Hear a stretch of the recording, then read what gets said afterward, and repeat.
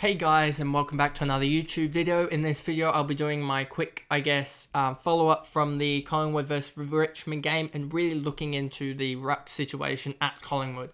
So before we get into it, remember to like and subscribe, hit the notification bell so you know when I'm going to upload, and yes, let's get into the video. So if I go over to here, you can see the Collingwood, what I was doing with the Collingwood review and how I talked about... where is he? Dan McStay here, 38 last quarter. We look over here at, I was looking at Collingwood. So if we look over here at Collingwood, he had 28 ruck contests for 4 hit-outs with a 14% hit-out percentage. If we look at that, it looks pretty bleak for him. I don't think that will be the case because I do think he came up against... Nankervis and didn't really have a secondary ruck to come up against that was weaker, and I think Nankervis just beat him around it, so that kind of sucks for him. And we saw Ash Johnson get 25% hit out, so I think McStay will be a better option. I just think he was sort of he wasn't ready to ruck. I don't think he had any like shin pad or anything on to actually ruck very much. I think it was Darcy Cameron was going to take the ruck, and I don't think McStay was ready to ruck this game, and I think he'll be more prepared to ruck, I guess, in the coming fixtures against, they have, who do they have next week?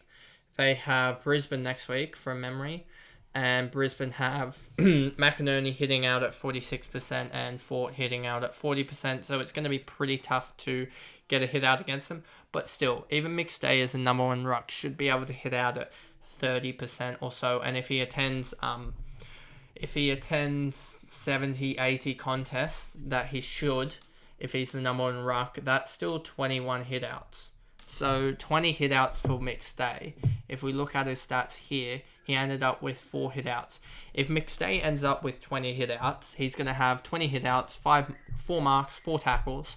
So that's what, another 28 points. So that's already 49 points. And say he has 15 disposals, 10 kicks, 5 handballs. That's 30, 40 more. So that's 40 on top of another 49. That's still 89.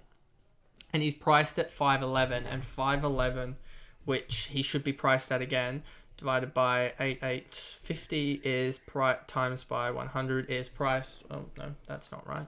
511,000. 511... divided by 8,850. It's priced around 57. So we're getting him at what I believe, even against a tough ruck, he should be able to go 80, 85. He's 20 point unders there. So I do think he is an option. I would have liked it if it was against St Kilda. Who does he have? So he has Lions, Saints, Essendon.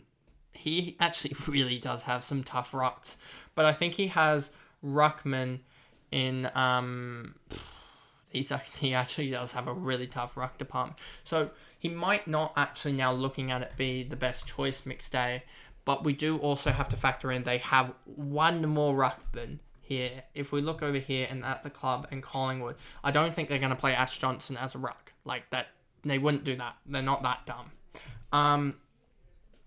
So they have Darcy Cameron injured, Cox injured, Beggs also injured, and Stein wasn't selected, but Stein could be selected. And if we look at the VFL stats for here, we bring this up, he ended up with 74 points in a VFL game at 200k or whatever. Even if he just consistently for 4 or 5 rounds gets 50 points, I mean, that's going to get him up potentially somewhere close to... probably 150k in 4 rounds if he gets 50 points each round. But, you know, he's going to have games where he scores 60, 70, or 80. So if with the Collingwood ruck debate, I would say personally, just due to the fixtures and the timelines being sort of unknown at this present, whether Mason Cox will be back next week or the week after, and how McStay isn't the strongest secondary ruckman in itself, I wouldn't pick McStay. But I would take the gamble on Steene if he is selected, because I have a feeling he's going to be a better ruckman in the actual hitouts department. As you can see here, I don't know how many hitouts he contests he actually attended, but it looks like he hits out at roughly probably 40-45%, I'd say, in the end, because you do have hitouts, or ruck contests, I should say, that don't have direct hitouts to them. And I think that probably wavers around 15 or 20% of the contest. And if he's got 29 against 28 here, then there's 20 more percent, which is another, another 10, 12 contests out of, like 45, or no, sorry, 50, 55 contests. So he's about 28 out of 60, which is around 45%.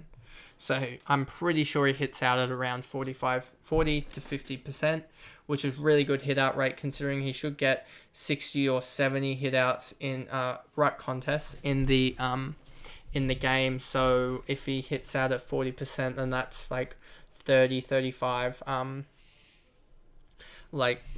hit outs, and then he just needs 10 or so disposals, because he gets like 3 marks, 4 tackles from just being a ruckman and being around the ball. So that's where you get those 60, 70 points, and hopefully he can be a secondary cash generation, as we really are starting to see some of the like the bad rookie sort of tail off, and I would like to be able to get out of, even just being able to get out of Samson Ryan or out of Philippou or someone like that, and be able to get Steene or Wardlaw or someone like that as well, because we really need that secondary cash injection out of rookies. So there's that. And yeah, so that's really the debate about ruckman. I mean, from what I've heard, Mason Cox is 1 to 4 weeks, or sort of, we don't know, up to 4 weeks, and Darcy Cameron 6 to 8 weeks. If I look at the injury list, AFL, and then we go down to Collingwood, we will see what's up with Begg is TBC, back soreness, so that could be any time. We sort of don't know, and do we have an update on? No, we wouldn't have an update on Cox or Cameron, because they were sort of after the 28th of March. So there's my review there of the I guess Collingwood's ruck, and how that could impact everything. If I make this back smaller again. So yeah, I'll see you guys in another video sometime soon. Thanks guys, goodbye.